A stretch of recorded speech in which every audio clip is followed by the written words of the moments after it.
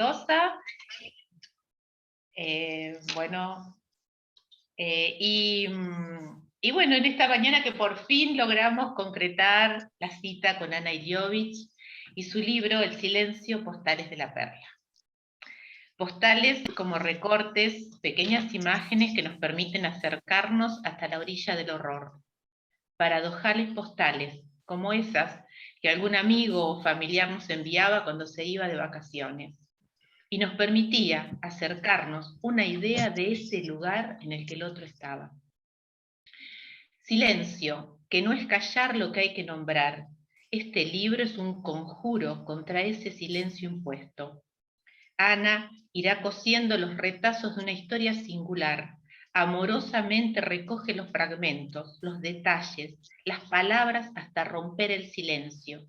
Y ella misma dice en la página 122, estos textos llevan por nombre la manera más brutal del miedo que nos cubrió, el silencio.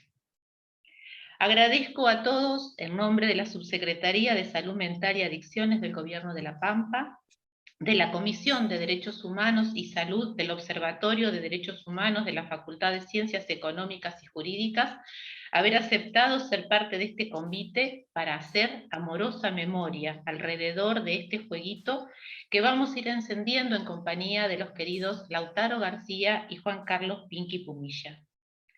Bueno, vamos a tratar de mantener los micrófonos silenciados. Al final, nuestra idea es poder habilitar un espacio de conversación en el que obviamente vamos a ir desmuteando y conversando amigablemente, amablemente alrededor de este tema que hoy nos convoca. Igualmente está habilitado el chat por si quieren ir haciendo apreciaciones a medida que va transitando la reunión.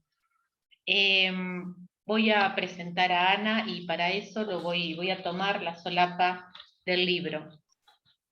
Ana Iliovich nació en Belleville, Córdoba, en 1955.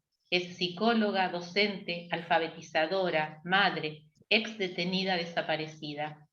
A los 20 años, a pocos meses del golpe cívico-militar de marzo de 1976, fue secuestrada y llevada al campo de concentración de La Perla, el más grande del interior del país, por donde pasaron entre 2.000 y 2.500 personas. Allí permaneció hasta 1978, momento en que quedó en una ambigua situación de prisión domiciliaria. Al año siguiente viajó al Chaco y desde allí a Perú, donde permaneció hasta 1983, ejerciendo como docente en escuelas primarias. En diciembre de ese año regresó a la Argentina y se instaló en Tucumán, donde cursó sus estudios universitarios y trabajó en atención primaria de la salud y alfabetización de adultos. Cuando comenzó a ganar las elecciones el partido que lideraba Bussi, jefe del terrorismo de Estado en esa provincia durante la dictadura, regresó a Córdoba, donde vive actualmente. En Villa Allende integró el equipo de salud mental del hospital público de la localidad hasta que se jubiló. Fue testigo en 2008 y 2014 en 2 de los juicios que se realizaron en Córdoba por los crímenes de lesa humanidad. Ana escribe en la página 160, a los poetas que entendieron que la poesía no murió en La Perla. Invito a Sofía Di Fiore, psicóloga, compañera del dispositivo de acompañamiento a víctimas del terrorismo de Estado en La Pampa en el juicio de la subzona 1.4, a leernos una de las postales. Buen día, voy a leer Navidad. Ese 24 de diciembre me desperté sabiendo que teníamos el día asegurado. Hoy no se van a llevar a nadie. Podíamos movernos en la cuadra y terminar el pesebre. Brillante idea de Julián y Piero para poder ocupar el tiempo y movernos algo. Habíamos conseguido que nos traigan diarios viejos y preparamos papel maché. Y allí salieron mágicamente la casita y los personajes. La testaruda fuerza de la vida. A la noche me puse una pollera azul de corderoy que usaba de almohada. Me quedaba bien. Increíblemente, trajeron una radio y pan dulce. No quedábamos muchos ese día. Seríamos unos 30. Bailamos. Teníamos las vendas para taparnos los ojos en la frente, como vinchas. De todos, la telaraña de mi memoria eligió a Tomás para recordar. Yo bailé con Tomás Dito Fino esa noche. Él, grande, enorme para mis 20 años, tan enorme como su dignidad. Bailó un tango y siguió. Había sido compañero y amigo de Tosco. No lloramos, cantamos. Una chica estaba fuera en la sala de máquina. Comimos hasta pan dulce. Un gendarme cantó, estamos prisioneros carceleros. Al día siguiente, la chica estaba muerta. A los pocos días, se llevaron a Tomás. Era 1976. Era la perla. Sigo esperando que me lleven. Gracias, Sofía. Ana escribe como si fuera en un vuelo de gaviota, despacio, sigilosa. Maneja el tiempo justo para poner el punto final al borde del horroroso abismo que se abre bajo sus pies. Bordea con palabras el horror que vivió y lo hace de tal manera que no es necesario llevarnos al fondo del abismo para entender de qué se trata ese agujero negro que es haber atravesado por la experiencia concentracionaria y dar cuenta de ello como sobreviviente. De esto nos va a convidar Lautaro García, a quien le agradezco la obstinada insistencia para presentar el libro y abrazar desde La Pampa a Ana. Lautaro es psicólogo, coordinador del dispositivo de acompañamiento a las víctimas testigos del juicio en la subzona 1.4, es coordinador de la Comisión de Derechos Humanos y Salud del Observatorio de Derechos Humanos de la Facultad de Ciencias Económicas y Jurídicas, es director de Prevención, Promoción y Capacitación de la Subsecretaría de Salud Mental y Adicciones. Ha sido presidente del Colegio de Psicólogos de esta provincia y miembro de la comisión directiva de FEPRA. Y además es un amigo. Con nosotros entonces Lautaro. Gracias Lili, gracias. Se agradece. Primero tengo que agradecer, en primer lugar, por supuesto a Ana, por esta presencia generosa, y por el valor que tiene su figura y por lo que nos orienta, nos sigue orientando a muchos y a muchas, ¿no? Y ya vamos a hablar un poquito más de Ana, pero quisiera agradecerle a ella, quisiera agradecerle a Pinky también, que es un amigo y es alguien a quien admiro muchísimo, que también es otro faro a quien seguimos. Y quiero agradecer, por supuesto, al Observatorio de Derechos Humanos, coordinada por Ivana Barnex, a mi compañera de coordinación de Comisión de Salud, Ivana Cajigal-Canepa, también a la presencia de un amigo y compañero que es el subsecretario de Salud Mental y Adicciones, que está aquí, que es Martín Malgá, a todos los que de alguna manera nos involucramos, junto con todos los compañeros y compañeras del dispositivo de acompañamiento, que se entusiasmaron con la idea y se ofrecieron para esto, elegir textos y leerlos, como ustedes vieron, no es fácil hacerlo, y tiene, en principio el valor de, yo quisiera rescatar dos cosas del libro para no demorar mucho lo que más expectativa me genera, que es algún diálogo que pueda haber entre Pinky y Ana. Pero quiero decir dos cosas, por supuesto el valor testimonial que tiene el libro, que es realmente impresionante, y por otro lado el valor poético y literario que tiene, es decir, el nivel de precisión del lenguaje que tiene para expresar lo que expresa Ana. Eh, el otro día me decía ella, es un trabajo de orfebrería, ¿no? Es decir, y realmente es así porque lo que se construyó es una joya para mí, que yo recomiendo a todo el mundo que lo lea porque tiene una voz propia ese libro, que es realmente de una belleza muy grande, junto con el impacto que tiene leer muchas de esas historias, muchas de esas escenas y esas postales, ¿no? Quizás esa es otra de las reflexiones profundas, de las interrogantes profundos que aparecen en el libro, de este dilema tan grande que hay en la experiencia concentracionaria, de ver las peores cosas de la condición humana, es decir, las tecnologías y los dispositivos de la crueldad, las prácticas genocidas, ¿no? Y por otro lado, las conductas más esperanzadoras de nuestra condición humana, que son la apuesta por los lazos, la construcción solidaria de esos vínculos, el cuidado y el amor, y esto que se describe en esta escena, ¿no?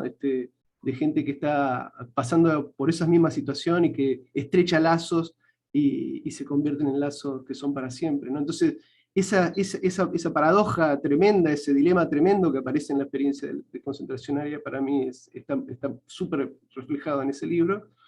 Y por otro lado, porque representa una herramienta de lucha en un contexto en el que nosotros siempre tenemos que seguir batallando por memoria, asumir los deberes de la memoria, y estos son, iba a decir perlas, ¿no? Iba a decir perlitas, iba a decir, son perlitas que nos ayudan a reconstruir el pasado y a luchar por, yo iba a decir a luchar por la vida, porque si algo queremos que esto se convierta en este encuentro de hoy, yo le decía a Ana, que es un abrazo hacia Ana, en que podamos leerlo en clave de victoria. Es decir, esto no es un encuentro de nostalgia y de regodearnos con el dolor, sino que es básicamente decir que no nos han vencido y que es en definitiva una celebración de la vida y mejor aún, una celebración de la lucha por la vida. Es decir, de la afirmación de que la lucha por la vida, si algo que vale, si algo por lo que vale la pena luchar es por la vida y por esto que entendemos que es la vida en común.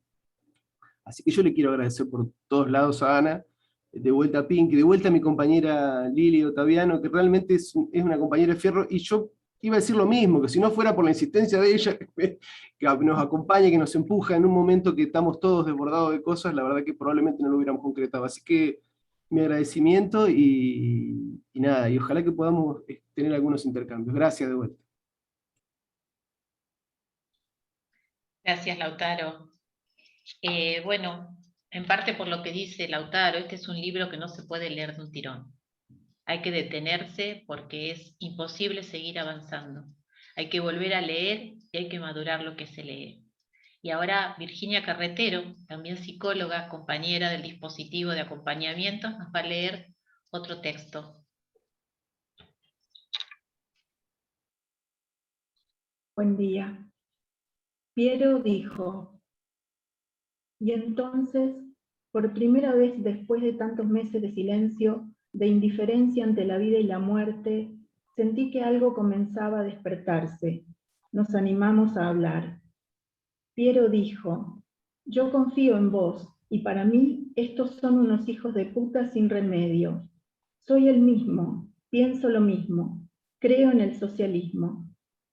El corazón me latía fuerte, ese lenguaje había sido el nuestro. Luego de perderme en ese laberinto infame, encontraba una pequeña luz que orientaba. La respuesta salió débil, con vergüenza. Yo también. Después se fue profundizando la confianza. La luz se hizo más tangible. Las razones para vivir comenzaron a tomar fuerza. Alguien tiene que contar esta masacre. No puede quedar impune. Los partidos no pueden cometer los mismos errores. Esto hablamos noches enteras con mi amigo Piero, quien sí me salvó la vida con su gesto de amor cuando dijo, yo confío en vos.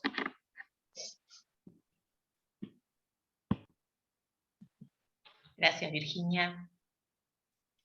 El silencio Postales de la Perla es un conmovedor relato de cómo se escoge la fraternidad en la muerte, porque no es tanto la descripción del horror en sí, sino la exploración del alma humana en el horror. Y ahora me toca dar paso a la palabra de Juan Carlos Pumilla, nuestro Pinky.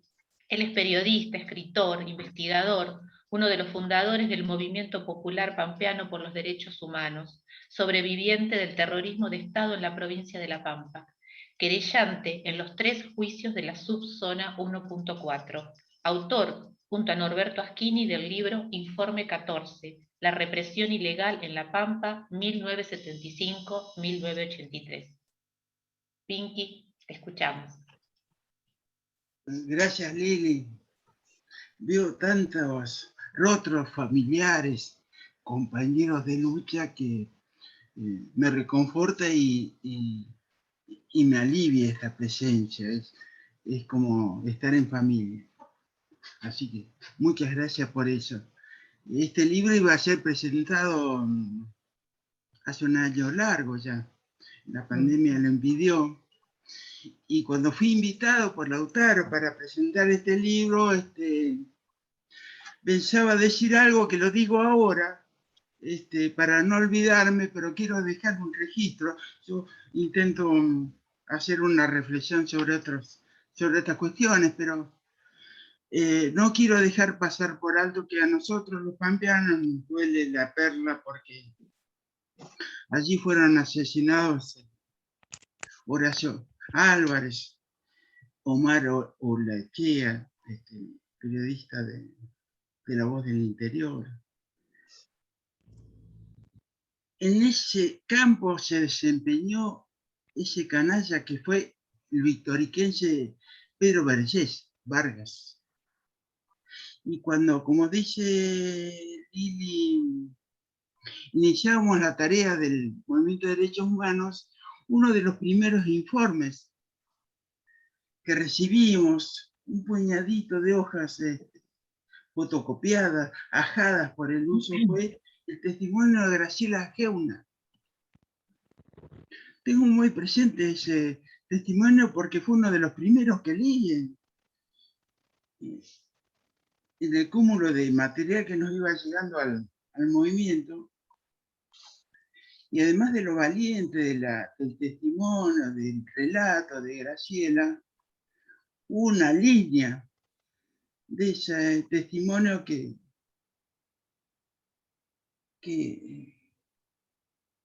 quiero subrayar. Una de las compañeras de La Perla dice: basta, Luis, basta. Y esta es una expresión polisémica. Desde cualquier mirada que la observemos, estremece. Yo supe de Graciela a poco de iniciar la democracia y luego le perdí el rastro, y me gratifica, me alegra el corazón saber que está Graciela habitando este libro, cerrándolo con una enjundia, una claridad, una firmeza que conmueve. Así que esto es lo que iba a decir, que quería decir en esa presentación frustrada de hace tiempo. Y ahora me sumo a los agradecimientos. A Lautaro, a Liliana, a los compañeros del equipo, cuya labor tanto nos ha ayudado a solventar los juicios y esta realidad, ¿no? Y el otro agradecimiento es para la memoria de Otto Smuggler,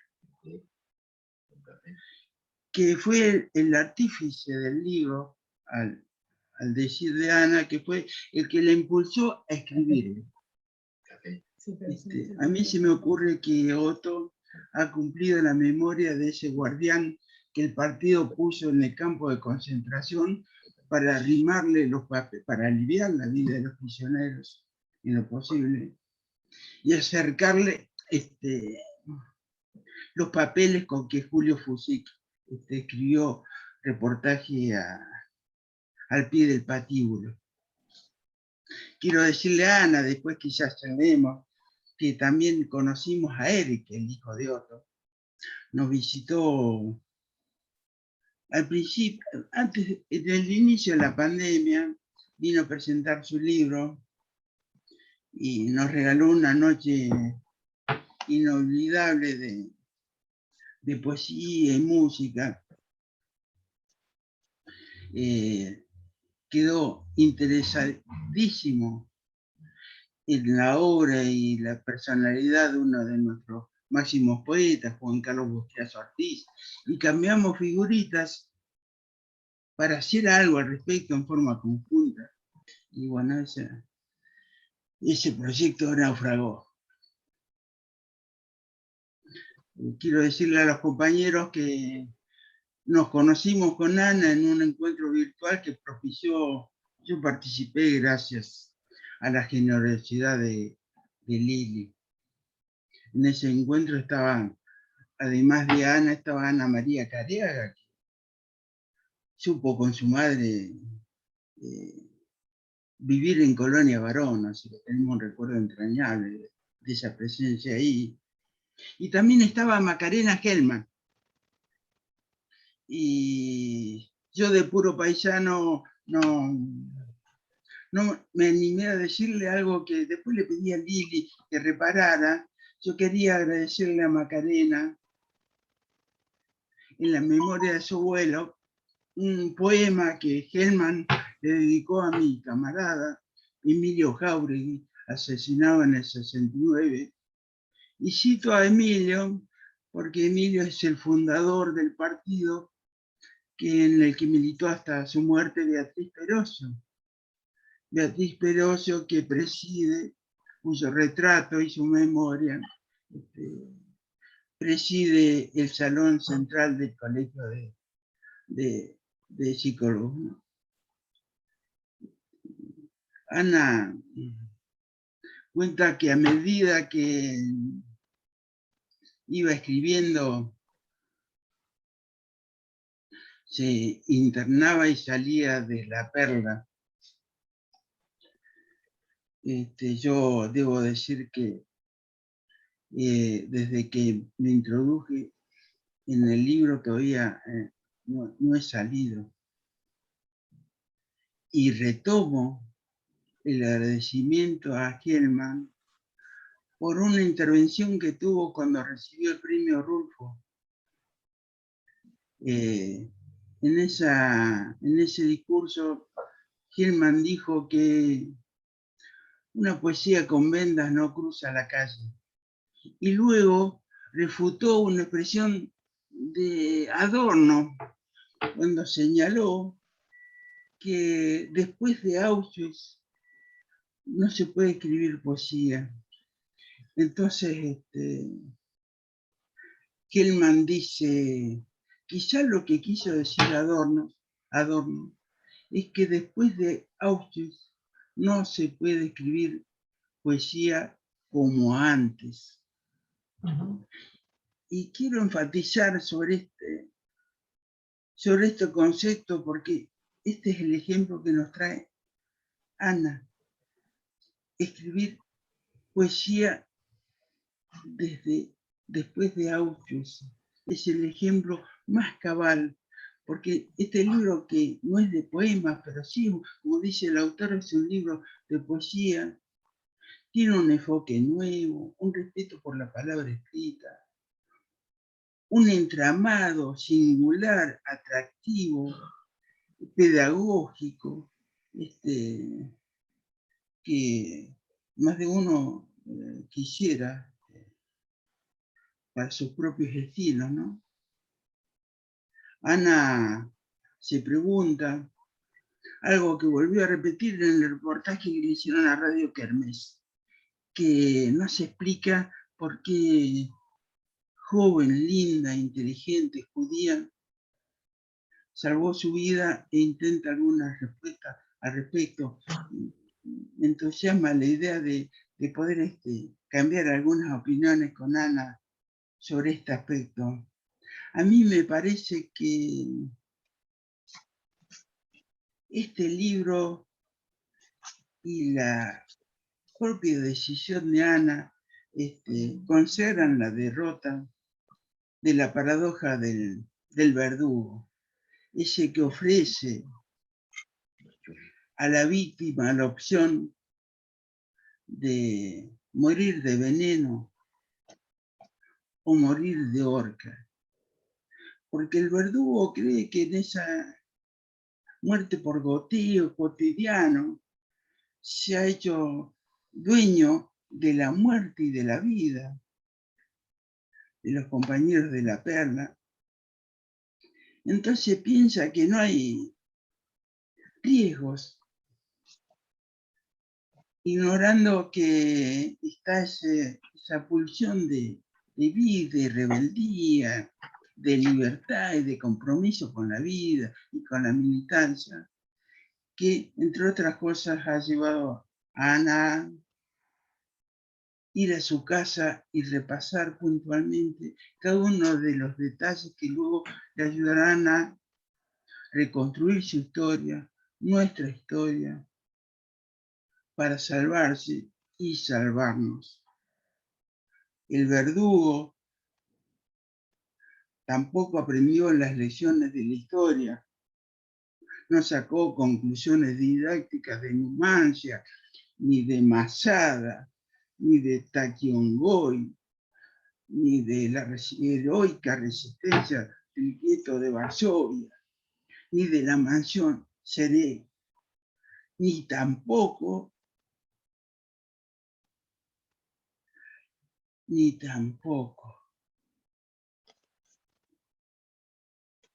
de esas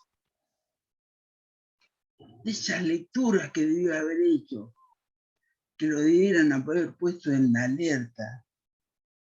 Cuando una compañera se despide y levanta su puño en alto, o esa otra que cuando es trasladada canta la Internacional. Muy bien, Ana. Ya lo dijo María Victoria Walsh. A mí no me matan ustedes, les dijo a sus asesinos. Así que bueno, comparto con Lautaro que es, además de una celebración, este es un libro de victorias. Ana ha construido un idioma del silencio, un idioma que admite múltiples traducciones que nos reconfortan y nos alivian la vida. Un idioma que quizás nos contribuya a reparar, restañar, cicatrizar nuestro pasado y nuestro presente, y seguramente solventará, al decir de Hellman, que podamos cruzar la calle sin vendas. Así que muchas gracias por todo este aporte, querida Ana. Celebro estar contigo en esta iniciativa.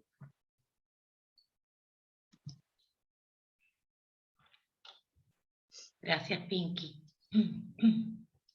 Nos damos unos segundos para recomponernos después de esta hermosa presentación que has hecho, Pinky, de esta hermosa relectura que hiciste del libro.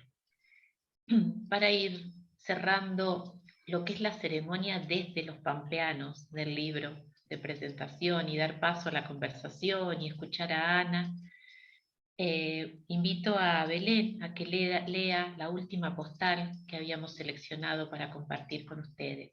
Belén Naval es psicóloga también, compañera del dispositivo de acompañamiento.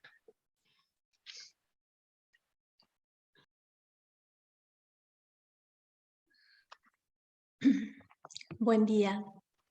Elegí para leer, elegimos y compartimos entre todos esta elección, La magia de Luis. Luis, el escultor, leyó las postales de la perla. Algo en él se movió. Le urgieron las manos y el alma. Las palabras se hicieron imágenes, dieron la vuelta como un guante y volvieron a su origen. Volvieron a ser imágenes. Solo que ya no golpeando en mi cabeza de sobreviviente, apareciendo, doliendo, cuando nadie las llama, memoria y olvido. Sino magia del arte, ahí expuestas, liberadas, para que se vuelvan inofensivas, solo imágenes en el metal. Luis, el escultor, leyó el dolor y tuvo el valor de sentirlo, de imaginarlo y revivirlo. Entró y salió. Todos los días, mientras duró su trabajo, hablaba, se reía, andaba en bicicleta, pero en su mirada estaba el horror dando vueltas, como esas pesadillas que no terminan de irse con el día. Luis, el escultor, eligió compartir y comprometerse. Nunca se sale igual de un recorrido por la maldad absoluta. Eligió ayudar a dar vuelta como un guante el dolor en amor y mejoró un poco mi concepto de la especie.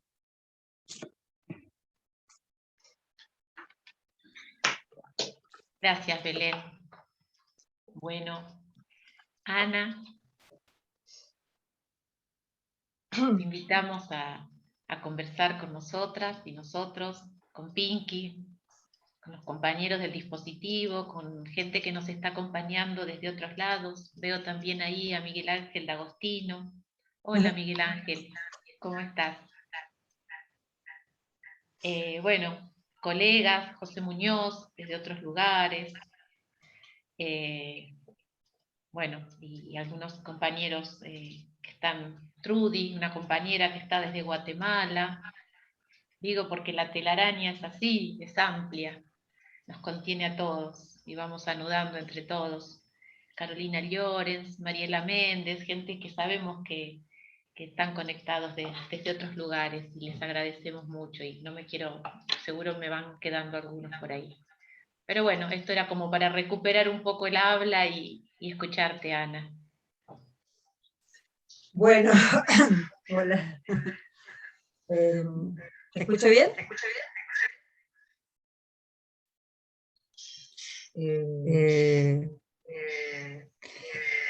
Como voy a apagar acá el sonido porque me hace reverberancia.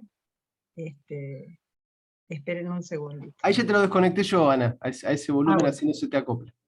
Perfecto. No, lo que estoy muy conmovida para empezar.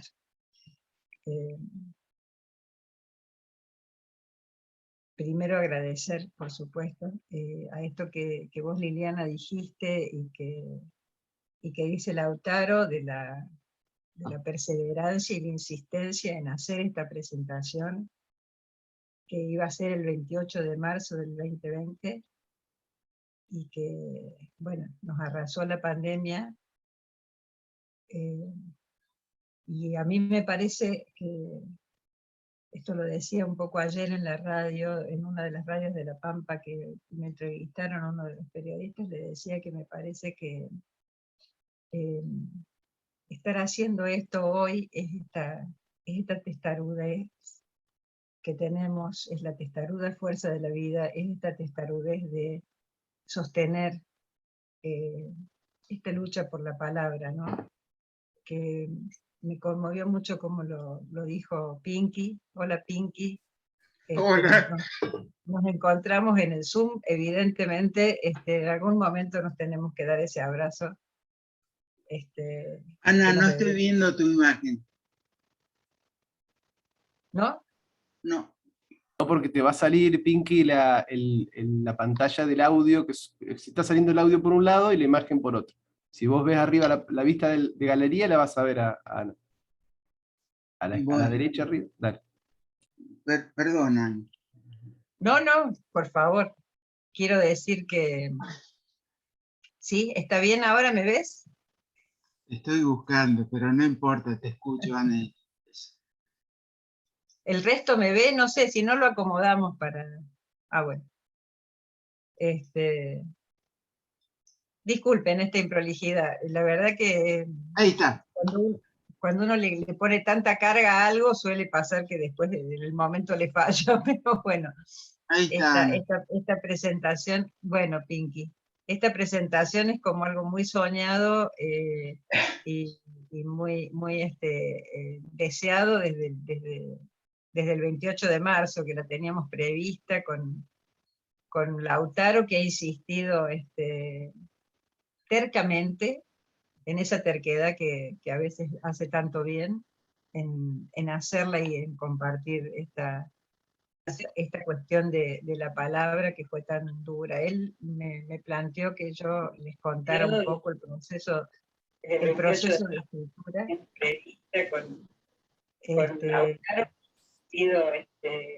De nuevo empieza a hacer ruido. En esa terquedad que a veces hace tanto bien, en hacerla y compartir esta... Por favor, silenciemos el resto de los micrófonos, el problema no es de Ana. Hay un micrófono activado, no lo estoy pudiendo desactivar yo.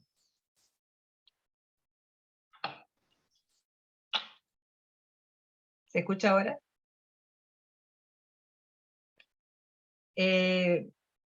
Entonces, bueno, Lautaro me planteó que contara un poco y me pareció muy interesante el proceso de escritura de este libro que demoró mucho tiempo en poder escribirse. Yo ayer estaba pensando, en realidad, yo empecé a escribir cuando empecé a sacar nombres de la perla. Esa fue mi primera escritura y mi primer testimonio.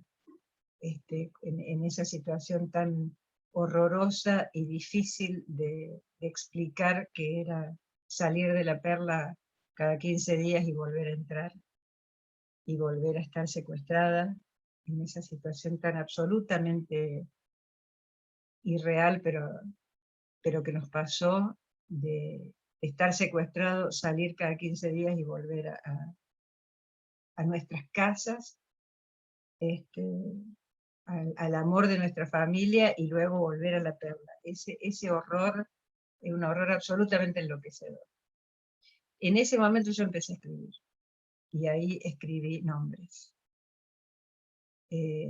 Al poco tiempo de salir quise escribir una novela con lo que había vivido, y no me salió. Y después, mucho tiempo, quedé en blanco. Tratando de ir construyendo otras identidades, además de ser sobreviviente de la perla, construyendo mis identidades como psicóloga, como profesional, como alfabetizadora, después como madre. Y de a poco volvió estas ganas de contar de alguna manera, pero había que encontrar un lenguaje para esto. Y entonces fue apareciendo esto que Miguel Ángel Molfino, que es un escritor maravilloso y una persona maravillosa del Chaco, que tiene su mamá asesinada, hermanos, una familia destruida. Él me acompañó en una presentación que hicimos en el Chaco, y él dijo que mi escritura era una escritura astillada. Y a mí me pareció preciosa esa expresión, porque es la forma como venían los recuerdos, venían como imágenes, ¿no? Como postales, como astillas, como fragmentos. Y así fui escribiendo, y así construí esto, que es como un retazo, como los rompecabezas como el rompecabezas en el que quedó mi vida, toda rota, y que de a poco fui pudiendo, como intentando coser y armar. En realidad la posibilidad de hacer el libro tuvo que ver con dos ejes, digamos. Para poder escribir y poder contar, que durante muchos años era muy difícil, uno necesita orejas. Mucho tiempo fue difícil encontrar orejas, porque era insoportable lo que nosotros teníamos para decir. La insoportabilidad de que la mayoría de los desaparecidos estaban muertos, es algo que escapa a lo decible. Justamente fue así de duro y de difícil este proceso, digamos. Entonces me parece que este primer momento fue un momento que en mi caso fue de silencio. Yo fui atravesada por el silencio absolutamente durante muchos años, a diferencia de otros compañeros como Miguel, que está acá y que le veo la carita, que es un gran amigo del alma, que pudo hablar desde el principio. A mí no me pasó eso, y necesité muchos años en poder construir esto que pude armar como un orfebre, en realidad un trabajo de orfebrería, de encontrar la palabra para poder transmitir algo del universo concentracionario. Universo que absolutamente indecible en realidad, y que entonces uno va tratando de aludir. Nunca es la verdad, es una alusión a la verdad, es un rodeo a la verdad. Bueno, eso. Y en cuanto a lo personal, esperar que los hijos crecieran, esperar tener la fuerza suficiente, esperar hacerlo junto con mi compañero, ¿no? Este entorno del amor que me rodeaba, de muchos amigos que de a poco se fueron enterando de la historia y que empezaron a leer las postales y que empezaban a devolverme algo bueno, que esto resonaba y que servía. Y esto no puede ser tampoco separado de un proceso político que fue valiosísimo y que la sociedad pudo poner sobre la mesa lo que había pasado y en términos de verdad y también de justicia. Porque cuando con el gobierno de Néstor Kirchner empieza a ponerse en tela de juicio el silencio que había y los indultos y las leyes de la vergüenza, todo ese proceso nos fue permitiendo abrir el alma, abrir nuestro corazón y a abrirnos a la posibilidad de encontrarnos con un Estado que por fin nos devolvía algo de dignidad. Y eso me parece que tampoco es soslayable. No me parece, estoy segura, digamos, el proceso iniciado en la búsqueda de la verdad junto con la justicia, que se inicia cuando se terminan las leyes de la vergüenza, es un proceso que me parece, en mí personalmente, permitió la posibilidad de sentirme también de alguna manera protegida por el Estado. Ese Estado que nos había destruido, el Estado terrorista que nos había sembrado el terror. Bueno, esa ventana es lo que permitió que yo me pudiera sentar y animarme a escribir, y a poder decir esto que fui diciendo, y un clima de época que además abrió la mirada hacia los sobrevivientes, desde una mirada donde las cosas se fueron poniendo en su lugar. Y como yo digo en una de las postales, los asesinos fueron asesinos y las víctimas fuimos víctimas. Eso ordenó ese proceso. Y a mí me permitió empezar a pensar que esto que yo estaba escribiendo era posible de ser publicado. Yo cuando lo empecé a escribir, tenía toda la idea de que esto iba a ser publicado después que yo me muriera, era post-mortem, que yo no iba a poder publicar esto, que yo no iba a poder decirlo, y sin embargo de a poco empecé a sentir que esto era posible de ser transmitido y que valía la pena. Para lo cual además encontré una compañera maravillosa que es la editora de este libro. Es una editorial muy pequeña de Córdoba, que cada vez está creciendo más. La editora se llama Tamara Pachado y quiero hacerle como recordarla en este momento y agradecerle profundamente porque el trabajo de orfebrería final del libro lo hicimos juntas. Y ha sido muy importante su presencia en esta cosa de poder hablar. El libro tiene como dos, permanentemente todo un juego entre una letra y otra, y en una letra está lo sucedido y en otra está la reflexión sobre lo sucedido. Bueno, todo ese trabajo es un trabajo que hicimos con la editora, porque además esto me parece importantísimo recordarlo permanentemente. Nadie se salva solo, nadie hace este tipo de cuestiones solo. Siempre hubo cerca mío gente que me ayudó, que me apoyó, que me entendió, que me escuchó, y que además en este proceso de construcción del libro estuvo muy cerca, con esa lectura amorosa que ahora, hoy, por ejemplo, escucho de ustedes, y que me parece como una cosa, un sueño, ¿no? Algo que, si yo hubiera pensado qué quería que pasara con el libro, bueno, era esto, que alguien lo pudiera leer de esa manera, desde ese lugar de amor, porque no es fácil el lugar que nos tocó, digamos, en esta situación de ser sobreviviente. La pucha, es terrible. Entonces, las imágenes, el dolor, la culpa. Entonces esta lectura me parece así como tan amorosa y tan sanadora, ¿no? Para todos, no solo para mí. Me parece que para todos, lo que dice Pinky es precioso. Y entonces fueron apareciendo otras personas que fueron acompañando esto, y por eso al final del libro,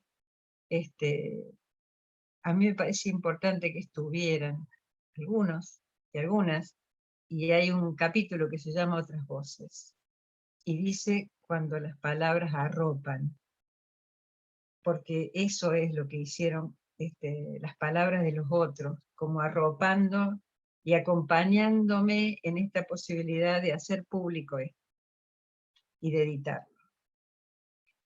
Y en ese sentido, bueno, grandes compañeros y compañeras que están ahí. Como dice Pinky, el libro lo termina, un texto de Graciela, con la que estuvimos prácticamente los 2 años. Y además otros amigos de distintas épocas y de distintos momentos. Y yo quería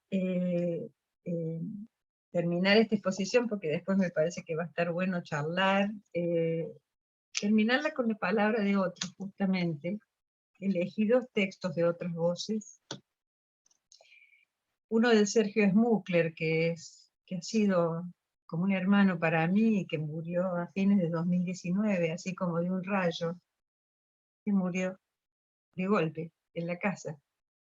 Y tiene una historia así muy dolorosa, hermano desaparecido.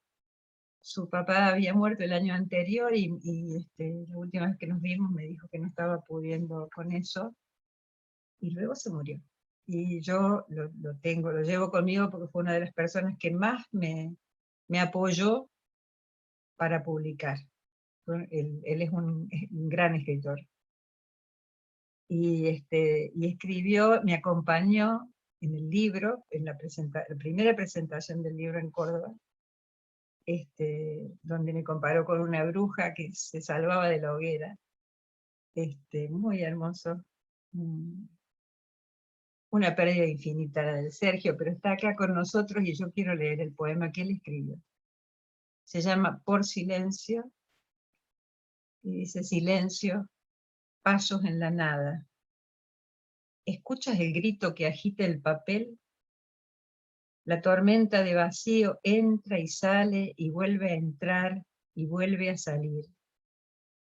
Es el laberinto, que está y no está, y está y no está, y está y no está.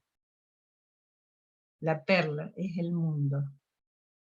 Pasos en la nada, pasos hacia la nada. La perla es un repliegue de tu piel. Y voy a terminar con el texto que también está en Otras Voces, de otra gran amiga hermana, que también apoyó muchísimo, y a quien Miguel conoce, que se llama Marcia, de otra generación más joven, pero que escribió esto, que es una belleza, que tiene como epígrafe: me preguntaron cómo vivía, me preguntaron sobreviviendo, dije sobreviviendo, de Víctor Heredia. Y ella dice: identidad. De tanto darle vueltas al asunto, he concluido que entre los que estamos de este lado, existen 2 clases de familiares, de los desaparecidos y de los sobrevivientes. Yo elegí mi identidad como familiar de sobreviviente. Aquellos que, porque conocieron la muerte, se paran en los hombros de la vida. Esa posición da vértigo, pero es la mejor para enfrentar las furias que se asustan cada vez que un viviente pierde un miedo. Recreo. Cuando un sobreviviente se cansa de montar en los hombros a la vida, viene el familiar, se envuelve en la memoria de aquel y por un rato ocupa su lugar. La vida se juega como una carrera de postas. Paradojales, si los hay, los sobrevivientes, temiéndole a sus muertes, andan por ahí desparramando vida. Cuando un familiar se descubre como tal, los hilos de la memoria se tejen más fuerte, destrabando palabras. En la Argentina de la impunidad, muy a pesar de los monstruos y las furias, se siguen adoptando identidades imperceptibles como un punto en el espacio e igualmente gigantes. Por ustedes y por nosotros, por todo el amor que despiertan. Un familiar. Esto me escribió Marcia hace muchísimos años y yo lo rescaté para este libro porque fue una época que sí, era la Argentina de la impunidad. Y esa elección continúa hasta hoy. Ella sigue siendo mi familia. Y en cada una de esas personas, en cada uno de esos otros, y por cada uno de esos otros, de los que no están y de los que están, tiene sentido esto, y tiene sentido esto que a veces siento que no es cierto, y a veces, como ahora, a pesar de todo lo que nos está pasando políticamente, de todo lo duro que es este momento, no nos han vencido.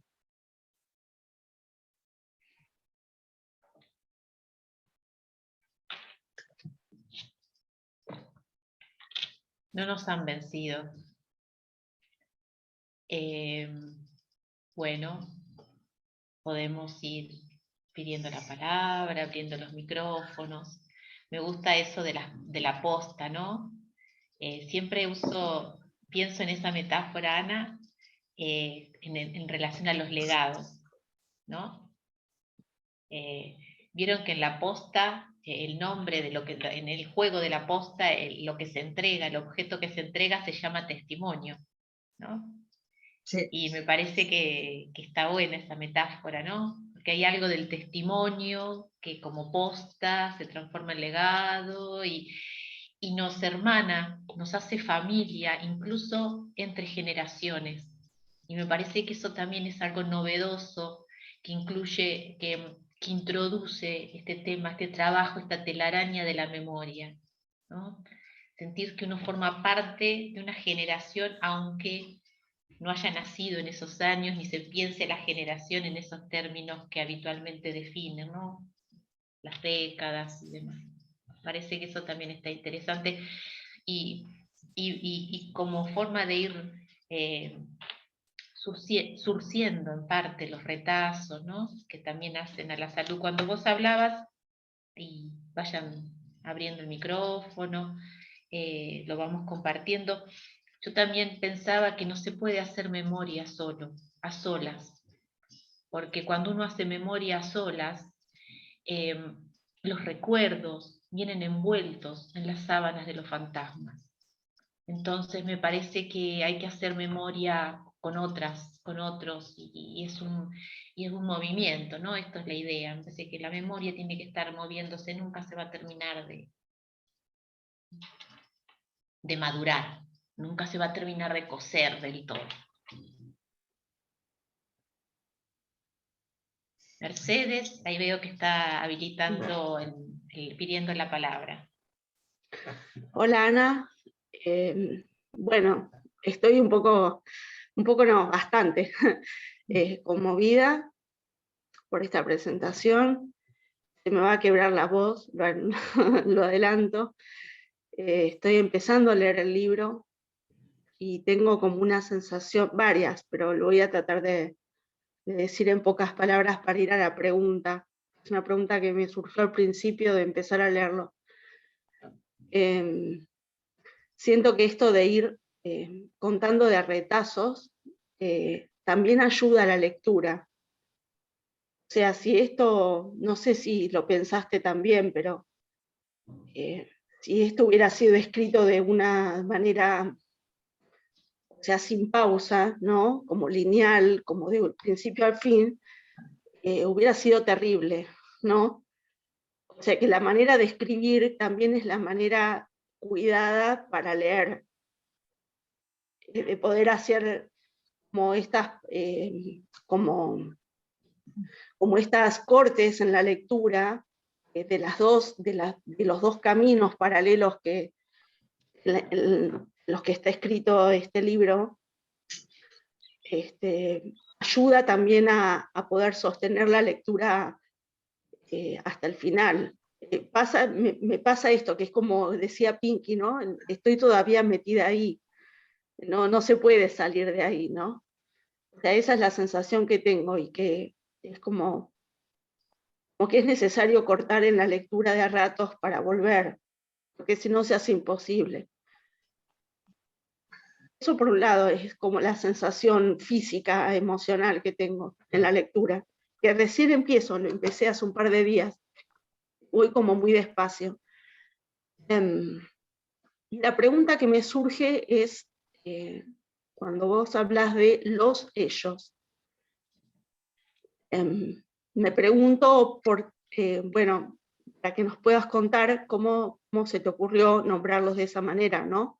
Los ellos. Pensaba si el ellos también podía ser, diferenciarlos de los otros ellos, ¿no? Los que no están, o los que sobrevivieron, o los que, bueno, los que están de este otro lado. ¿Cómo se te ocurrió nombrarlos a ellos de esa manera, los ellos, para diferenciarlos de los otros ellos? Bueno, eso por ahora. Gracias. Bueno, un abrazo, Mercedes, primero.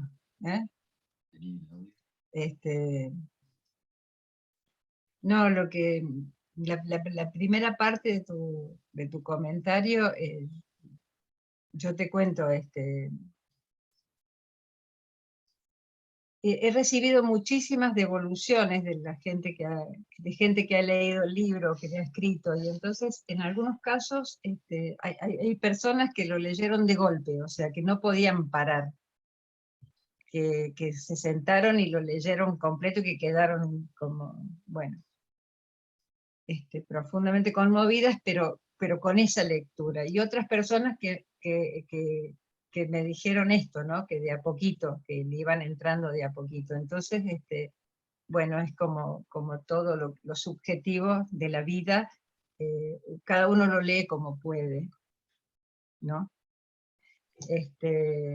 Yo lo escribí así porque así me salió, no pensé que iba en el efecto que iba a tener en quien lo leyera, porque en realidad, y te digo la verdad, cuando yo lo escribí, lo último que pensaba era que esto se hiciera público. En el momento que lo fui escribiendo, lo escribía más para mí, lo escribía para mis hijos, lo escribía para mis afectos, porque como esto es tan difícil hablar, entonces, o sea, a mí me pasó que gente muy cercana de mi familia no tenía mucha idea de lo que a mí me había pasado, porque nadie se animaba ni a preguntarme. Entonces me parecía como tan importante poder expresarlo de alguna manera, pero que además tuviera esta especie de envoltura de la palabra que lo hace más soportable, ¿no? Eso es un poco el tema de, no, nunca pensé. Sin embargo, y te quiero contar, me parece que ese tipo de escritura lo hace lo habilita mucho llega mucho a los jóvenes. Y entonces en los colegios, que se trabaja este libro, los docentes que lo toman y lo trabajan, llega a los chicos y les permite leerlo más fácilmente que si fuera como vos decís, un largo texto que no te da como ni respiro. Capaz que fue lo que me pasó a mí, yo fui escribiendo, respirando, escribiendo, respirando, y bueno, ese modelo es el que de alguna manera van tomando los lectores para poder leerlo, ¿no? Y también he tratado de contar las cosas que tienen que ver con el amor, ¿no? Y me parece que eso ayuda a leer. Bueno, en relación a los ellos, que es una pregunta importante la que me haces, a mí me pasaron cuando iba escribiendo cosas como que de pronto se me aparecía, esto tiene que decir así, tiene que ser dicho de esta manera.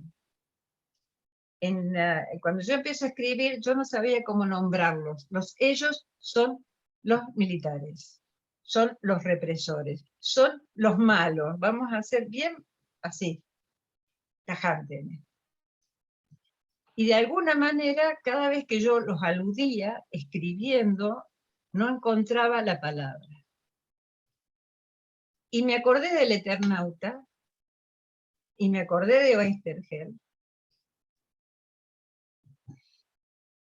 y me acordé entonces de los ellos. Los ellos son de otro planeta. Son los malos, pero de otro planeta. De alguna manera me salió llamarlos así, por las ganas de que fueran de otro planeta. Siempre la pregunta es sobre la especie, ¿no? La especie humana que puede ser capaz de la maldad absoluta.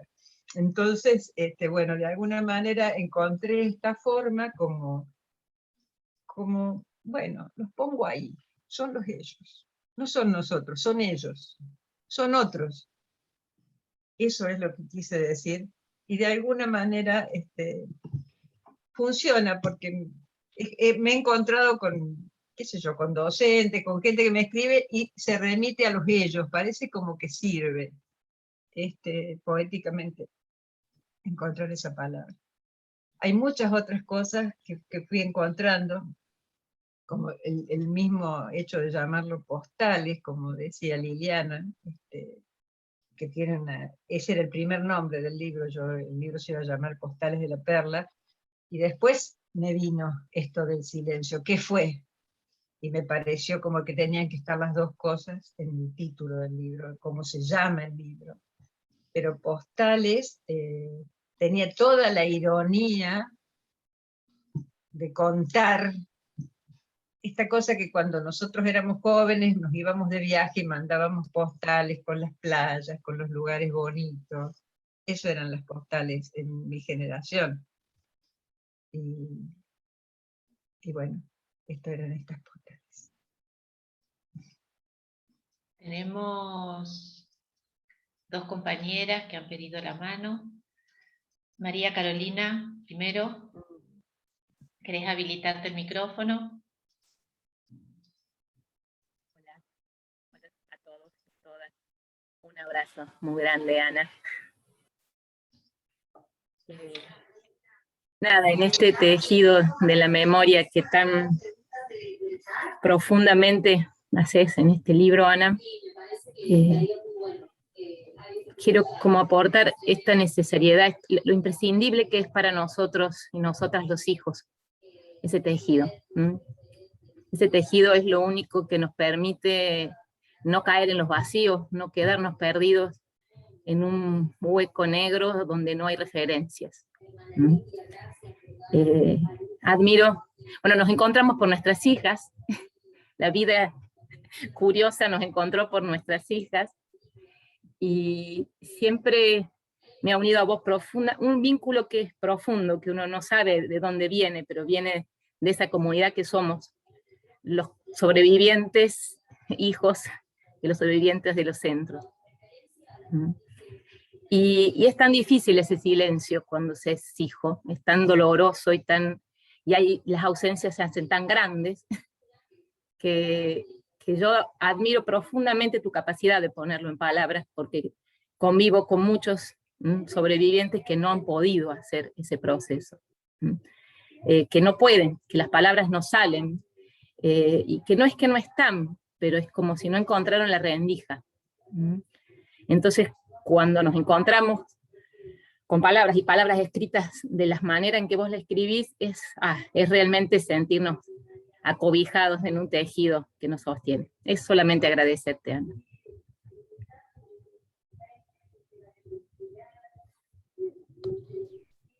Ana, para que está silenciada. A ver, un segundito. ¿Está silenciada? A ver ahí.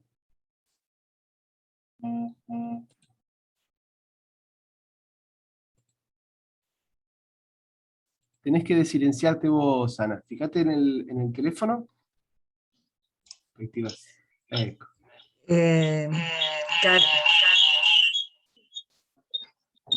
Caro, mi amor, que vos estés acá, para mí es un inmenso honor, alegría y bueno, eso, ¿no? Me sorprendiste estando ahí y yo sé que hay entre nosotras una muy profunda comunicación. Y además hay partes del libro donde yo hablo del encuentro con Liliana Felipe, el encuentro en la Facultad de Psicología, a la que vos me invitaste. O sea, fue tan hermoso ese momento, tan importante. Bueno, eso te quería decir, y seguimos caminando. Y la idea de lo del arrope, ¿no? Arroparnos, tejernos, ahí estamos.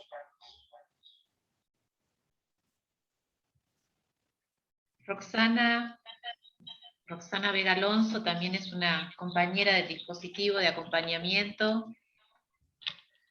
Tenés la palabra. Hola, bueno, buen día a todos. Bueno, primero gracias por esta presentación, estoy muy conmovida. Voy a intentar hacer una pregunta después de leer el libro de corrido, porque fue de un tirón. Claro. Me quedé pensando, bueno, primero quiero agradecerte, Ana, profundamente este libro, este testimonio, que estés acá hoy con nosotros, también me parece un acto de amor absoluto. Yo que nací en el 83, no sé cómo decirlo, pero casi en democracia, nací en mayo del 83, para mí es de un valor enorme tu testimonio, y te agradezco profundamente. Eso quería decir primero, y bueno, fue duro leer el libro, por supuesto que con pañuelos al lado, pero lo leí de un tirón, y me quedé pensando, y trataba de elaborar un poco la pregunta, porque me quedó resonando un poco el título, el silencio, ¿no? Y me quedé pensando cuál sería el silencio, ¿no? Porque me parecía que en el acto de escritura, en este esfuerzo tuyo de, no sé si llamarlo así, como un intento de cierta elaboración de ese horror, me quedé pensando cuál sería el silencio, porque lo que haces es casi todo el proceso inverso, ¿no? Digamos, cómo hacer en todo caso con el silencio. Y la pregunta que decantó a lo largo de esta presentación y que me venía un poco más clara era, ¿cuál sería para vos, si nos podrías contar, la diferencia, ¿no? en el silencio antes de la escritura y después de la escritura de este libro? Porque me impactó el título, digamos, ¿no? Me parecía que yo al leerlo decía, bueno, es como todo el esfuerzo por justamente hacer con el silencio, y también me preguntaba, bueno, ¿de quién es? Porque en el silencio de los otros también, ¿no? Cuando vos contás ciertos momentos donde no se hablaba de eso, nadie preguntaba, nadie se animaba a decir. Así que mi pregunta va por ahí, ¿no? Si vos podrías situar alguna diferencia de ese silencio, y en todo caso, si queda algo de eso, de este silencio, ¿no? Si es que algo de eso queda. Bueno, un abrazo enorme y mi agradecimiento profundo por tu libro y tu testimonio. Muy, muy conmovedor y muy enseñante para mí.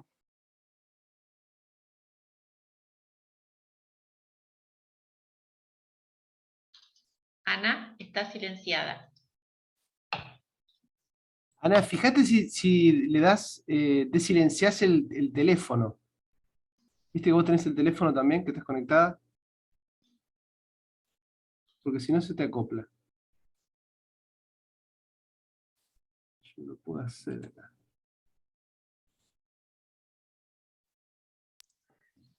Bueno, ¿se escucha bien ahí? Perfecto. Les agradezco, Rosana, hermoso lo que dijiste y te agradezco la pregunta porque me parece muy importante, porque hay muchos silencios.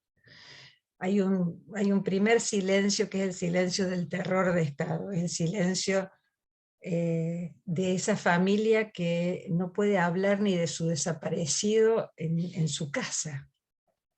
Es literal, o sea, yo tengo ese relato. Tengo los nombres, tengo las caritas de esa mamá que le arrebataron al compañero y que se quedó con los 2 hijos y que no hablaban ni en la casa de ese compañero. Ese es el silencio de la sociedad entera, el silencio de mis viejos permitiendo que a mí me llevaran de vuelta a La Perla. Estábamos todos secuestrados.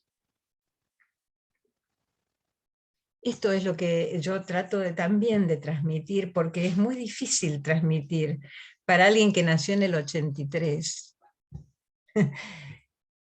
¿Qué vivimos? ¿Qué vivimos como sociedad? Ese es el gran silencio, el silencio del terror, el silencio de familias enteras masacradas, el silencio de las casas con bombas, como bien lo sabe Caro Llorens, o como en Córdoba la familia del editor, que en este momento se me fue el nombre, pero de Burnichón, que le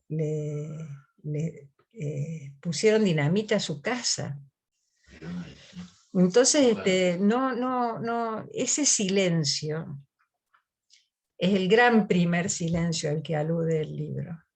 Pero también hay otros, y vos lo has dicho con mucha claridad, ¿no? Hubo el silencio posterior de todo lo que costaba hablar, de todas las preguntas que no se hacían,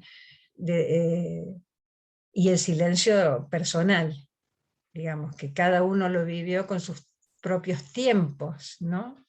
Y también creo que hay cosas que no vamos a poder decir nunca. Que hay algo del mundo de lo indecible que no se va a poder decir, y está bien, es así, ¿no? Miguel sabe, porque hemos hablado mucho de eso. Y digo, Miguel de Agostinos, que es sobreviviente del Club Atlético y que, bueno, él ha trabajado mucho el tema del testimonio, lo ha hecho desde que salió.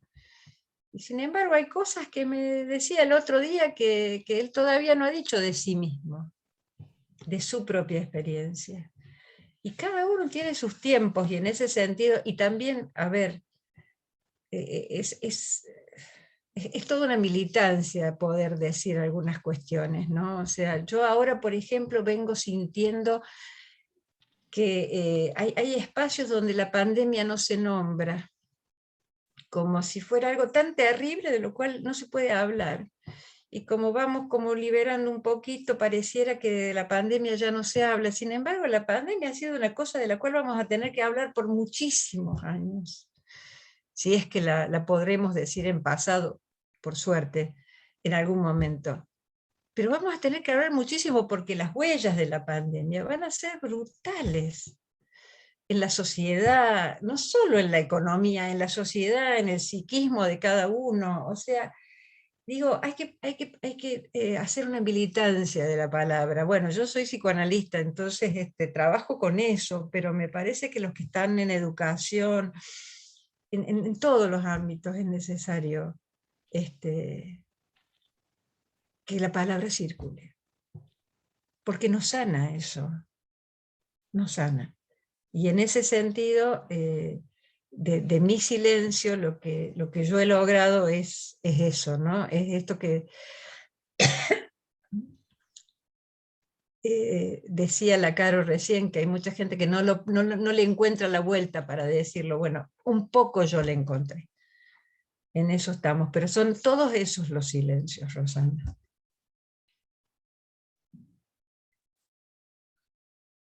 Hoy a la mañana temprano nos Ahí mensajeamos no con escucho. Ana. Poneme. Ahí ya no escucha ahora, la esperamos un poquito.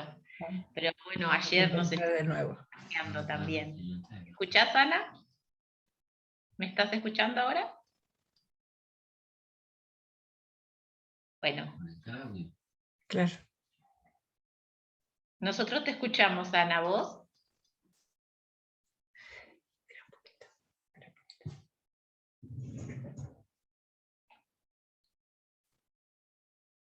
Bueno, no hay que traducir las señas, que nos ha dicho que la esperemos un ratito porque después, si te parece, si Miguel Ángel tenés ganas, nosotros nos conocimos también en una reunión de territorios clínicos de la memoria, si tenés ganas de compartir algo con nosotros. También anda por ahí, estaba temprano, Susana Verdaco, que es una compañera que también víctima del terrorismo en La Pampa. Yo decía hoy, Ana, ¿ahora me escuchás? Sí, que nos estuvimos intercambiando unos mensajes ayer y hoy, calentándonos el alma, nos decíamos, ¿no? Y hablamos de esta telaraña, y bueno, me parece que también está bueno hacer memoria y en la memoria traer a los que vamos evocando de a poco, así, de retazos, de a pedacitos, de ese nombre que fue anotado en un cuadernito Gloria, como dice Ana, en ese cuadernito Gloria de tapas anaranjadas. Yo le di mucho más valor que lo que le daba cuando era chica, después que leí eso, al cuadernito Gloria. Y nos dimos cuenta con Ana que conocíamos un nombre en común. Y lo voy a traer porque también hay gente que se sumó al convite recordando a Eduardo Porta. A Eduardo Porta yo lo conocí finales de los 80, a través de mi hermano, que también anda por acá, Roberto, en Córdoba. Fue militante detenido, desaparecido en La Perla, aparecido. Si no me equivoco, Eduardo fue con quien Menéndez intentó poner la pena de muerte, como legalizar la pena de muerte, y pasó, digamos, de la Perla, pasó a estar luego a ser un preso legal. Por eso, bueno, y cuando me quedé pensando en esto que dijiste en un momento, Ana, que los sobrevivientes van y los familiares de los sobrevivientes y los que acompañamos vamos desparramando vida. Y cuando el Eduardo, como dicen ustedes, cuando el Eduardo estaba desparramando vida y había traído una niña al mundo con su compañera a los 45 días de su hija, el Eduardo antes no pudo subir a un colectivo. Pudo soportar a Menéndez, pero no pudo subir al colectivo que lo llevaba al trabajo.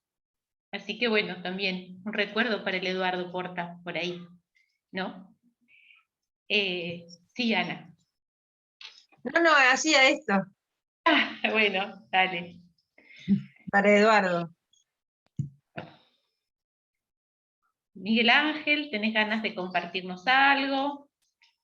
Si podés. Sí, poder puedo.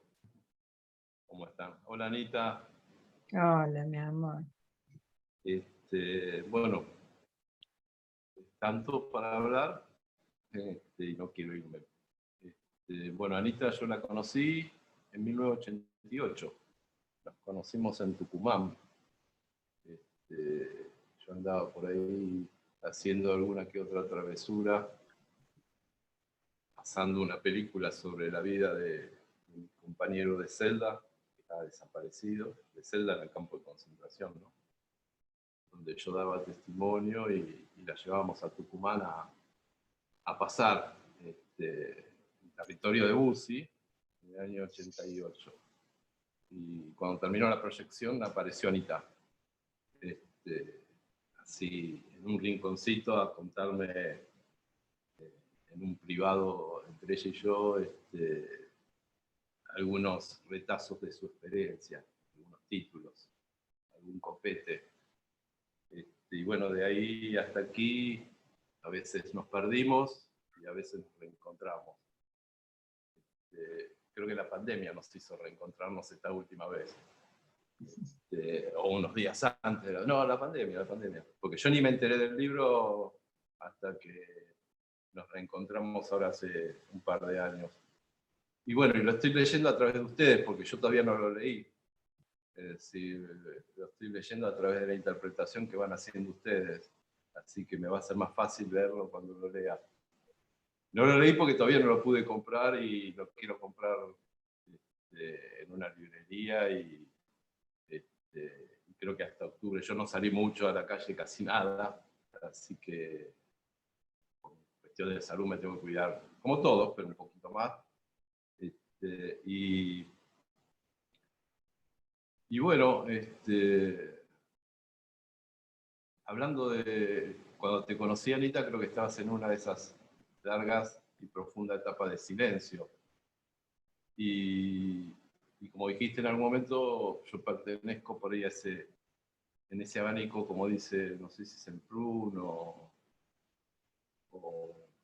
este otro que ha escrito bastante sobre Primo Levi, sobre el Holocausto, ¿no? Sobre la sobrevivencia de los campos de concentración. Pertenezco por ahí al grupo de los que no pudieron parar de hablar desde que salieron, como decía Anita. Y en el camino fui conociendo experiencias como la de Ana y sigo conociendo experiencias de sobrevivientes que no han podido hablar hasta que algo les pasó en la vida muy particular. Y le ha producido algún que otro disparador, ya sea la muerte de la madre, y también puedo hablar de los silencios de los otros, de la familia, que en mi familia se rompió un poquito con la nueva generación. Los hijos de mi primo, interesados en mi historia, me convocaban por ahí a las charlas que se dan los 24 de marzo o el 16 de septiembre, y mis primos conocían mi historia a través del disparador de que los hijos me convocaban a dar una charla en el colegio que iba, o que tenían que escribir algo sobre el 24 y recurrían a mí, a mi testimonio. Y mis primos se iban enterando, no hace mucho hablo, de que a mí me habían torturado. Es decir, porque mis tíos, en su mayoría, no le habían transmitido a sus hijos, mis primos, que por ahí eran menores, no mucho más, que yo, 4 o 5 años, así cuando yo fui secuestrado tenía 18 y ellos tenían 13, 14, y no se habían enterado de que había sido torturado hasta hace poco, ¿no? Y otros hasta habían negado la historia. Es muy complejo, y es muy, a esta altura, muy comprensible, es muy entendible. No solo el silencio de los que hemos sobrevivido, sino también el silencio de los otros. Entonces, hay ahí un problema que tiene que ver que mientras ese silencio no se rompa, entiendo yo, mientras no se pueda construir un relato, por así decirlo, vamos siempre a estar en tensión con esta historia. Nunca va a estar totalmente resuelta, porque hay un montón de voces que nunca pudieron no solo ser expresadas, sino ser escuchadas. Y Y bueno, en esta trayectoria, en esta historia, es así que nos ligamos con Anita y nos une una historia, una trayectoria, un compromiso también. Así que bueno, no quiero irme, pero un poquito es lo que puedo contar ahora. Gracias por la convocatoria también. Gracias, Miguel.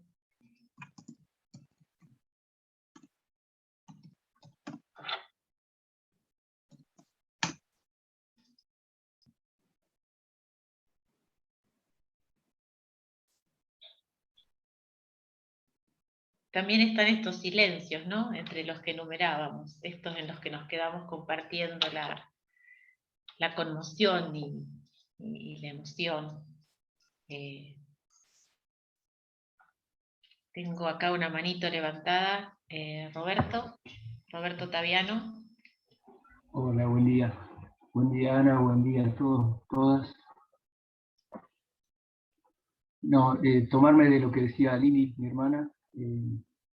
Ana, no tuvimos oportunidad de conocernos personalmente. Yo viví varios años en Córdoba, mi otro lugar en el mundo, de algún modo. Y sí, me gustó mucho a través de Lili poder conocer que vos conociste a Eduardo. Yo tuve oportunidad de compartir la vida de los últimos años de Eduardo. Llegué a mediados de los 80, finales de los 80 a Córdoba. Y bueno, y compartir con Lili algunas conversaciones de ella con vos y esto de la telaraña y de las redes, y poder saber que conociste a compañeros de la magnitud de Sirio, bueno, Eduardo, Sirio, tal vez nombro a Pelado Santa y seguramente lo conociste. Bueno, me gustaría que pusieras palabras y fueran un homenaje a estos compañeros, fragmentos así como a los que gusta Pinky, muchas veces en breves gestos mostrar alguna cosa tan fuerte de la historia de estas víctimas, ¿no? Nada, un abrazo, Ana. Nombrás a Marcia y me encanta poder saber que tenemos así compañeros, compañeras en común. Eso. Gracias, muchas gracias, Ana.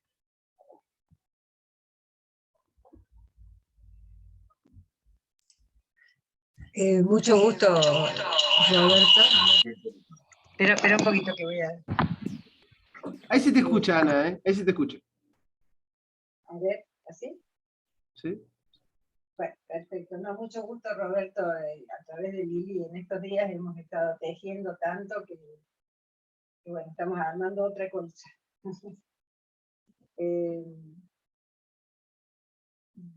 Eduardo pasó por la tierra y fue espantosamente torturado. Y cuando se lo llevaron a la cárcel, se lo llevaron justamente con esa idea. Un poquito más fuerte, por favor, Ana. Acércate el teléfono de vuelta, Ana, si querés. Porque yo vi que lo dejaste atrás tuyo, me parece. Sí. Sí, tráetelo cerquita. A ver, ahora sí. Perfecto. Bueno, no, lo que estaba contando es algo de lo cual es de las situaciones espantosas, de tantas que vivimos, la de Eduardo y Ana Moadet, que estuvieron detenidos juntos, que ahora es bueno, la decana de la Facultad de Artes, que bueno, resistieron de una manera impresionante, fueron brutalmente torturados ambos. Mi saludo a ellos y a ella. Con ella nos vemos y nos queremos. Yo no llegué a verlo a Eduardo cuando volví a Córdoba. Él era muy amigo de otro hermano, que es Carlos Godoy, el sirio, que es un médico que se salvó durante la época de la dictadura. Nunca entendió muy bien el por qué no lo detuvieron. Él también era militante de la misma agrupación que Eduardo y que Ana. Y después se reencontraron en el mismo lugar donde te debes haber reencontrado vos con ellos, que era en el Partido Intransigente, que en el comienzo de la democracia tuvo como una importancia muy importante y fue un refugio de mucha gente muchos sobrevivientes y muchos militantes nuevos, como habrá sido vos, a ver, y que fue un momento de esperanza en ese partido.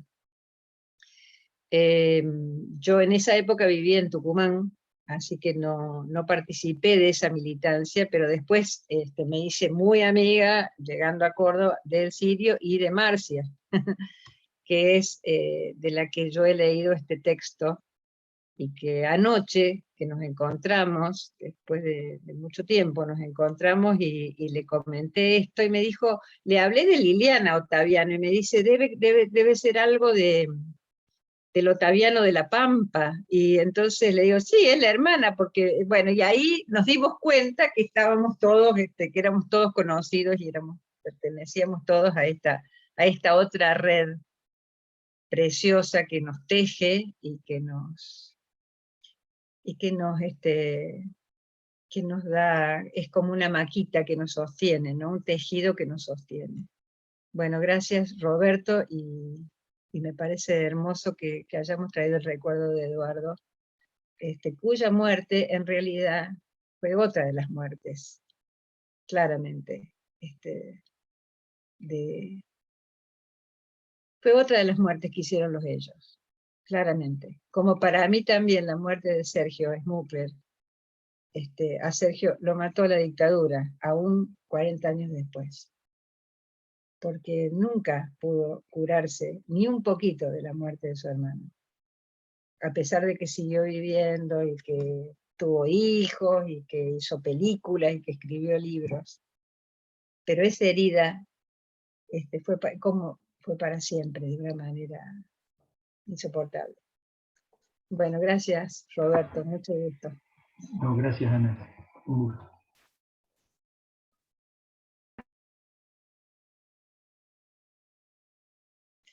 A Sergio Smukler lo conocimos acá en La Pampa porque en el año 2019 vino a presentar su novela La cabeza de Mariano Rosas.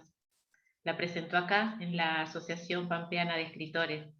Estuvimos ahí porque mi compañero Eduardo era quien hizo la presentación de ese libro. Así que la telaraña sigue, no para. Mirá vos. Y no la detengamos, que siga, que vienen tiempos en que hay que armarla cada vez más, claro, hay que hacerla cada vez más fuerte para que nos sostenga a todos y todas y nos contenga, y no quede nadie afuera, todos adentro. Bueno, todo adentro. Ustedes me deben estamos haciendo esto, ¿no es cierto? Pero de acá a unos meses estaremos en La Pampa, como habíamos pensado. Así es. Y vamos a hacer un gran abrazo ahí para seguir tejiendo. Y vamos a hacer un fuego de verdad con un asado. Exacto. Es así, eso ya es un compromiso. Queda grabado esto, Ana, esto queda grabado, así que sí. Totalmente. No, esto acá no terminó. Es el inicio. Nos está pidiendo la palabra Mirna Insúa. Hola Mirna. ¿Me escuchan? ¿Sí? Sí, te escuchamos.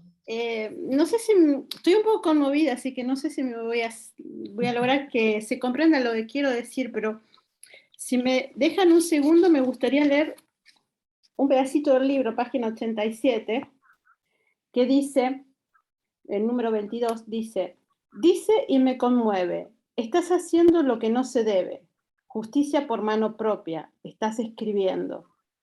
Entonces, si es así, si esto va a llegar a la gente buena que en el mundo habita, habrá que seguir, habrá que dejar a la mano su tarea. ¿Por qué rescato esto? Y esto de escribir como acto de justicia, porque escuchándolos a ustedes y escuchando, tomando cada palabra de las que se están diciendo, pienso en la doble necesidad o en el doble trabajo de la justicia. Miguel Ángel, que seguramente no me ubica, pero yo sí lo ubico a él de su trabajo como testigo en el Atlético, es parte de estos engranajes necesarios para la justicia de responsabilidad. Pero también en su participación en lo que hay detrás con respecto al sitio del Atlético, en su participación en estos encuentros, en estas palabras libres que circulan. En el caso de Ana, lo mismo, Ana está testimoniando en los juicios con una honesta sinceridad, lo dice en el libro, todas las dudas de ir a testimoniar, todo lo que cuesta ir a testimoniar, todo lo que duele ir a testimoniar, y sin embargo, y bueno, hay que ir, porque no hay otro que pueda decir lo que yo puedo decir.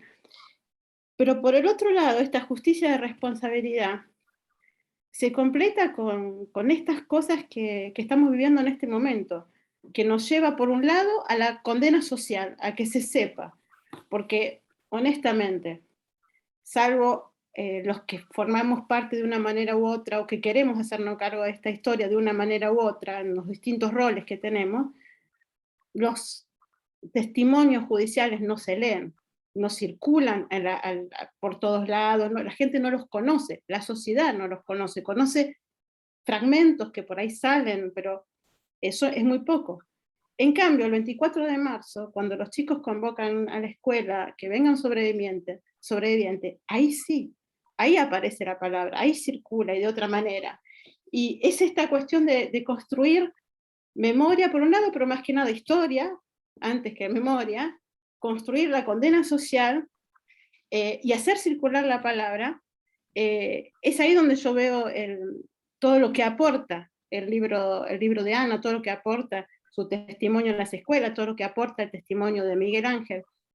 Y me parece que el hecho de que otros puedan hablar de ausentes, como ustedes están mencionando ahora, a ese compañero que fallece después, que es un sobreviviente que fallece después, pero bueno, están evocando su historia, historias de otros.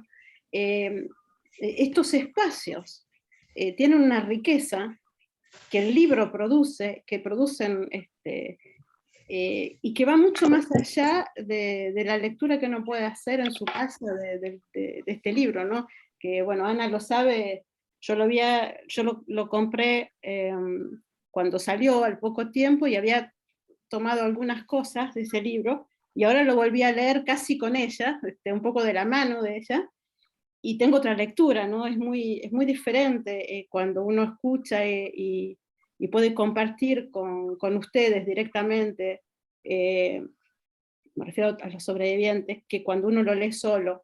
Y estos espacios, insisto, son tan ricos, tan necesarios para poder seguir pensando, ¿no? Para poder seguir construyendo, para recuperar las memorias de los que no están, y no me refiero solamente a los desaparecidos, sino me refiero a los que salieron y que ya nos van dejando también, ¿no? Bueno, no sé si soy clara, porque esto es muy emocionante cómo se está construyendo esta charla, pero bueno, es lo que tenía para decir. Gracias, Mirna. Me rescato entre todo lo que dijo Mirna la condena social. Nosotros muchas veces acá hemos hablado de la sanción social, y en todos esos años, y me parece que eso ha sido una construcción que la ha hecho posible este sujeto de los derechos humanos, ¿no? Hay una sanción social que incluso existió cuando no había una sanción jurídica en el país, cuando el Estado se había corrido del lugar de sancionar. Y tomemos la palabra legado, ha ido creciendo también, y cuando volvimos a un Estado negacionista que algunos años atrás intentó avanzar poniendo en duda los 30.000, intentó avanzar hablando del curro de los derechos humanos, intentó avanzar queriendo no llevar a esta ley del 2x1, hubo un pueblo, hubo un sujeto político que salió a la calle y que le puso un límite al propio Estado. Y me parece que esto es la construcción que vamos haciendo en estas redes, ¿no? Es también de oficiar de valla, de oficiar de límite, cuando el Estado intenta volver a aquellos tiempos en los que nosotros no les vamos a permitir volver. Parece que esto también lo hacemos en este tiempo y lo construimos de la mano de todas y todos ustedes. Nosotros tenemos, Ana, sí, decir, tenemos No, una... nada, me parece que estamos ya cerrando por la hora que es. ¿Me escuchan? ¿Sí? Sí.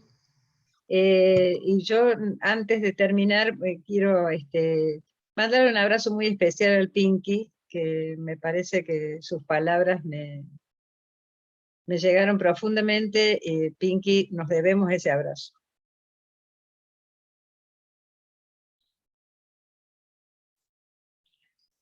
Todos queremos abrazos del Pinky, y en el juicio el Pinky aparecía con piedritas en el bolsillo, y te buscaba la mano, nos buscaba la mano, y la primera vez yo me sorprendí, y el Pinky buscaba la mano y calladito te dejaba caer 4 o 5 piedritas en el cuenco de tu mano.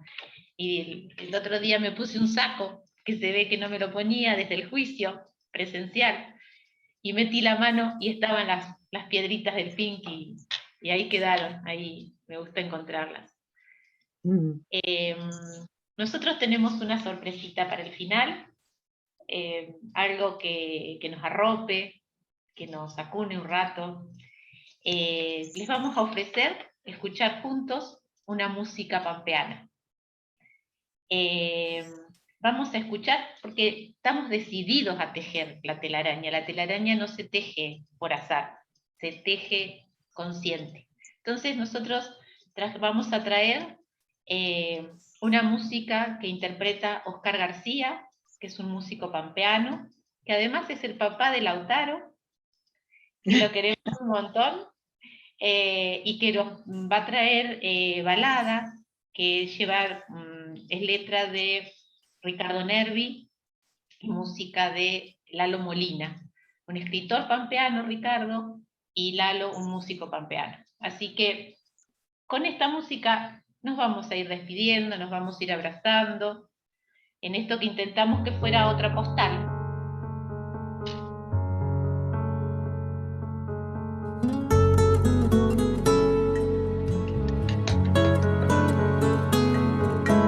Tanta penumbra hay, tanta penumbra, tu luz me asiste. Cuando a solas me quedo con mi sombra, cuitado y triste, cuitado y triste. Tanto silencio hay, tanto silencio, seco aterido, por esa escarcha que quebró tu risa. Silencio herido, silencio herido. Tanta nostalgia, sí, tanta nostalgia, todo es en vano. Tu ausencia es el confín de mi agonía. Ay, sin tu mano, ay, sin tu mano. Ay, sin tu mano.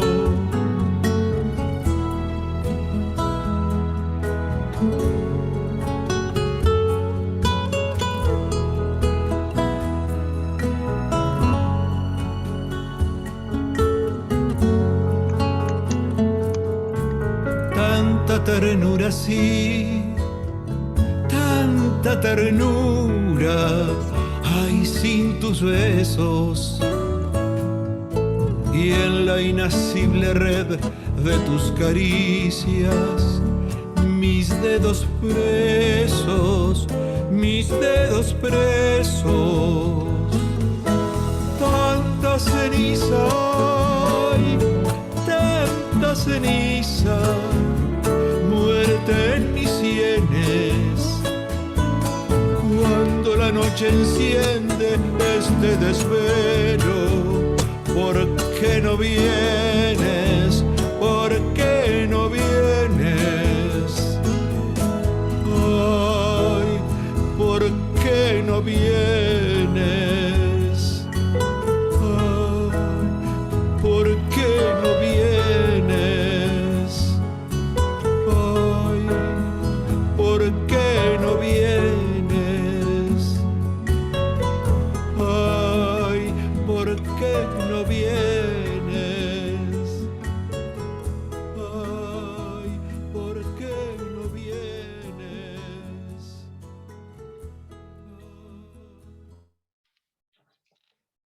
Bueno, así nos vamos yendo. Oscar anda por ahí, me parece, si no me equivoco. Y su compañera Alejandra también. Así que nada, nos vamos yendo despacito, como podamos. Gracias, Ana Iliovic. Muchísimas gracias. Gracias a las compañeras y compañeros del dispositivo, a las compañeras que leyeron los textos, al Pinky, qué decirle. Gracias, Pinky, por seguir caminando siempre por esta huella. Gracias a Miguel Ángel, gracias a la gente que se sumó de otro lado. Bueno, nada, no sé, no puedo nombrar a todos. Muchísimas gracias, muchísimas gracias. Gracias, Ana. Y la próxima es acá, nuestra casa es tuya, así que te estamos esperando. Algo. Bravo. Gracias a todos por la organización, Lautaro, Liliana, Pinky, todos los que estuvieron. Excelente. No nos queremos ir. No, está difícil irse. Está difícil Abrazo. irse. Gracias. Abrazo. Y claro, está difícil irse porque ahora vendría la parte del abrazo, de irnos a comer juntos. Bueno, ya volverá. Ya volverá. Pronto.